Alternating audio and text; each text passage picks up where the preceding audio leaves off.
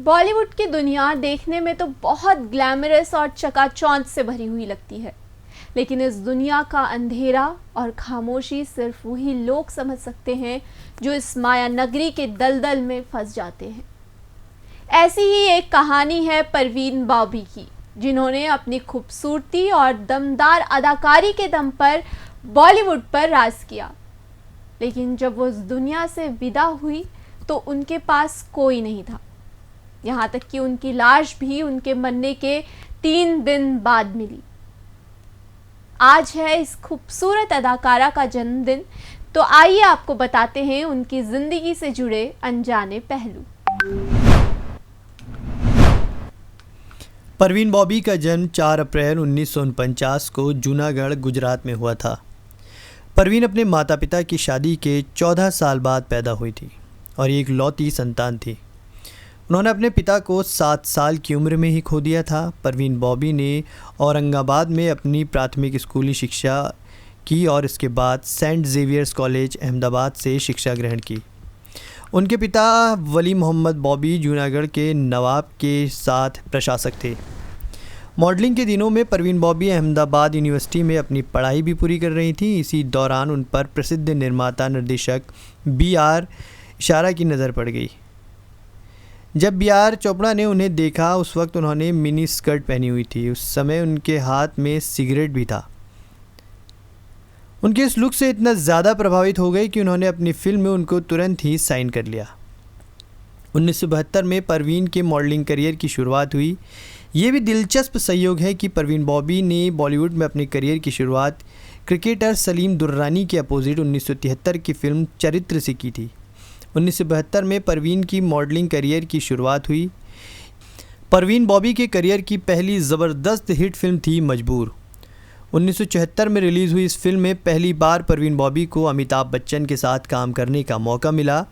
इसके बाद 1975 में रिलीज़ फिल्म दीवार में भी परवीन बॉबी को एक बार फिर से अमिताभ बच्चन के साथ काम करने का मौका मिला था।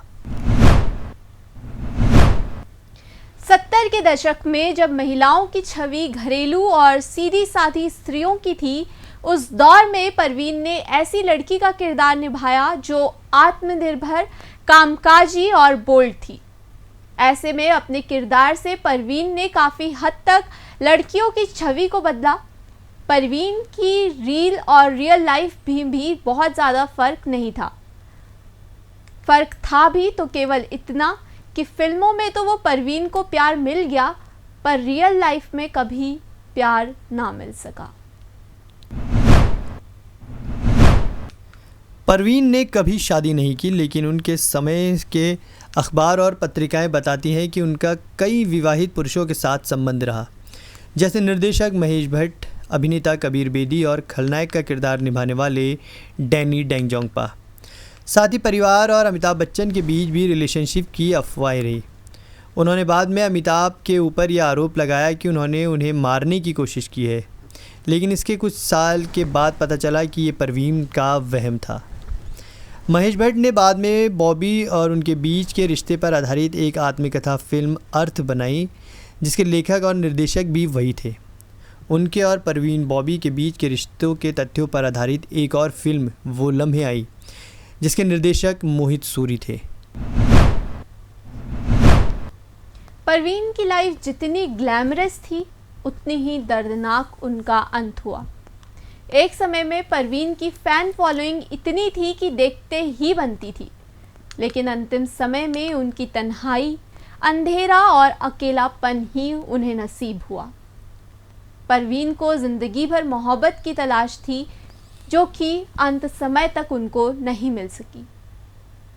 पहले डैनी डेंगजोंगपा, फिर कबीर बेदी और बाद में महेश भट्ट, तीनों से ही उन्हें प्यार ना मिल सका।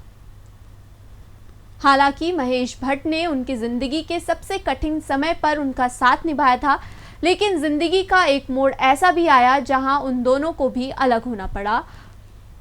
20 जनवरी 2020 का वो दिन था जब संदिग्ध परिस्थितियों में परवीन की अपने घर पर ही मौत हो गई।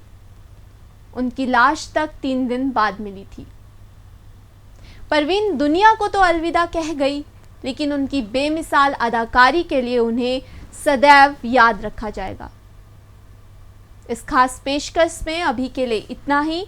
आप बने रहिए JJN न्यूज़ के साथ। नमस्कार।